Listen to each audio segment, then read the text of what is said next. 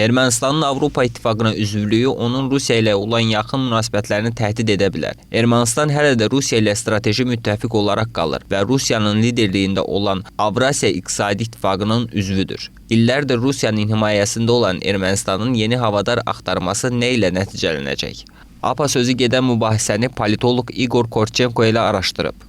Ermənistanın Avropa İttifaqına üzvlüyünün qəbul edilməzliyi ilə bağlı Rusiya Xarici İşlər Nazirliyinin bir sıra rəhbərlərinin, eləcə də indiki siyasətçilərin bəyanatlarına qulaq asmaq kifayətdir. Əslində İrəvan dilemma qarşısındadır. Ya Avropaya inteqrasiya, Rusiya ilə iqtisadi əlaqələrin kəsilməsi, ya da İrəvan Moskva ilə müttəfiqlik münasibətlərinə sadiq qalacaq. Avropa İttifaqı ilə birləşmə planlarından əl çəkəcək. O zaman Ermənistanın həm Rusiya Federasiyası ilə, həm də Avrasiya İqtisadi İttifaqı çərçivəsində ticarət-iqtisadi əlaqələrdən əldə etdiyi bütün üstünlüklər qorunub saxlanılır. Çox güman ki, yaxın gələcəkdə Moskva bu və ya digər bəhanələrlə İrəvana iqtisadi təsir tədbirləri tətbiq edəcək.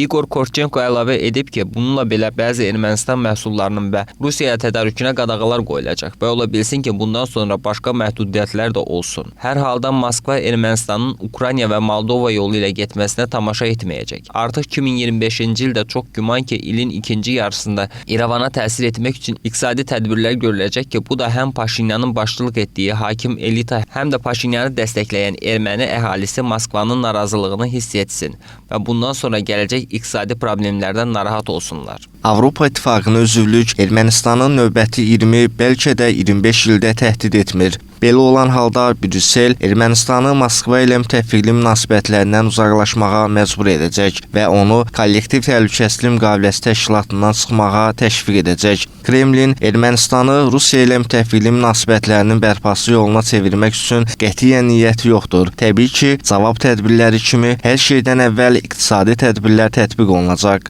Hər bir halda görünən mənzərə onu deməyə əsas verir ki, Ermənistanın fərqli yerlərdə çətir axtarışı onu həm də selin qurbanı edə bilər. Fərid Yusifov, APA TV.